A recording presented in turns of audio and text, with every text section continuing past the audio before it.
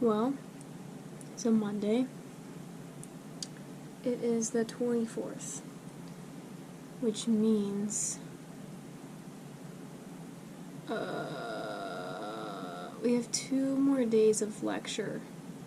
This is our last week of homework. Finished my book already. Like our last book, we had to read 4 books while we were here. And at the end of this week, after class, so it's like Thursday and Friday, we start our outreach prep for France and Kosovo. And then we're going on this like spring retreat with the YWAM Madison squad. And then after that, we're hopping on a plane and going to Europe. It's been okay today. The way that everything has been lined up for me, like, is kind of interesting. So, I'm grieving the loss of a friend right now. And there's a lot that goes into that. Like, this is somebody that was like on fire for Jesus, loved God, and was 24. And my processing has just so many questions, and I keep finding myself asking why. Why? Especially why to somebody who was so, like, loving and righteous and striving for holiness. And we are talking about laying down our rights as Christians, which sounds really crazy being an American because we pride ourselves to having rights and freedom. But as a Christian, like, your mindset should be that everything that you have belongs to God. And you should be willing to essentially give back to Him what He gave you. And it gives you this freedom. It gives you this peace of mind. There was an analogy in the book that we read by Lauren Cunningham where he said that his kids would ask him for money to go buy him a present. And essentially that's what it's like with God. Like, not on the dot, a perfect analogy, but, like, we're given all these things. We're given relationships, we're given loved ones, we're given money, we're given houses and cars and reputations and, you know, and we have to be willing to give that up and be like, yeah, you gave it to me, but I'll do whatever. Like, I'll give up my good job that pays me well if you want me to go work at the missions organization that pays me nada, and I have to fundraise everything. Like,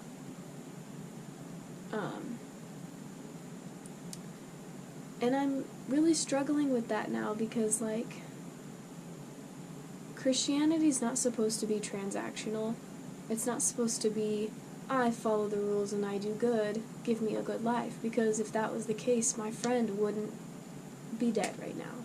Like, she was, like, a God-following, Christ-loving girl.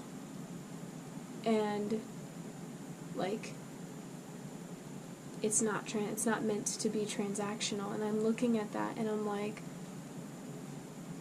I have this, like, fear almost. I'm like, anything could happen. Anything could happen to me. Anything could happen to my family. Anything could happen to my loved ones.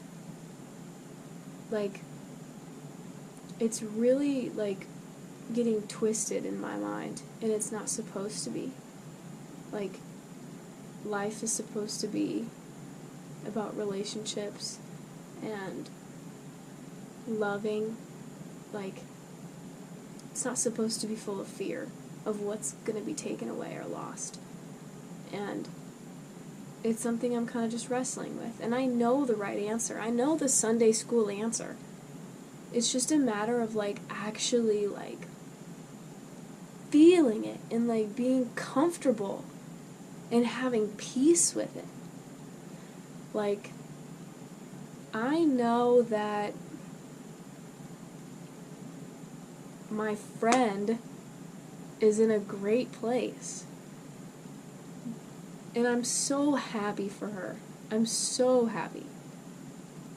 But I'm still, like, reaping what happens here on earth afterwards. And I'm also navigating, like, why did she have to go through that, but God delivers other people? There's just all these questions that can't really be answered. And something that, like, our teacher this week told me is that, like, God doesn't order for those things to happen. It's never God's intention to see his children die. Death was never meant to be part of our lives. So, like, I know that it's not something that he ordered. I know it's not something that he wanted. It is just the product of living in, like, a world where things are just broken. Like, things are going to happen that are evil and that are sad and devastating that were not his plan. And, like, I'm just working through that. Like, I'm chewing on it because, like, I get it. I'm speaking it, but I'm, like, still struggling to, like, swallow it. Tough pill to swallow. And, yeah, like, I'm so scared Jesus wants me to die for him. Like, physically. Like, we're going on this outreach, and I just have this happen, and I'm like, oh my gosh, anything can happen to me, and I just have to be okay with it. Like, I'm supposed to be willing to die for my faith, and, like, it's like I am, but I'm not. Like, I'm selfishly holding on to my life. Like, I'm 20, I want to live, I want to raise a family, I have dreams.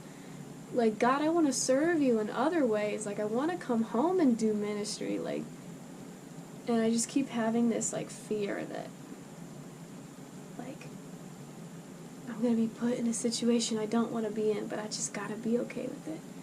But again, I was brought back to, like, God doesn't, like, see me surrendering my life, and he's like, okay, bet. Like, he's not, like, unjust in that way.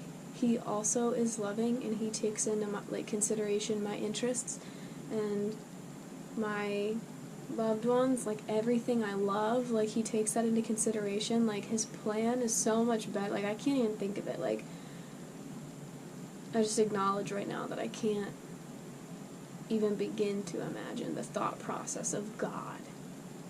Like, if anything, I'm glad it's not me that has to do all the planning. But it sure is a struggle to not know the details. Just to be told the time and a place, when to show up and when to go. Yeah. It's crazy. So, I don't know what I'm going to do. We kind of have some free time, and I did some homework, and yeah, I don't know. That's my life. For now. GoPro, stop recording.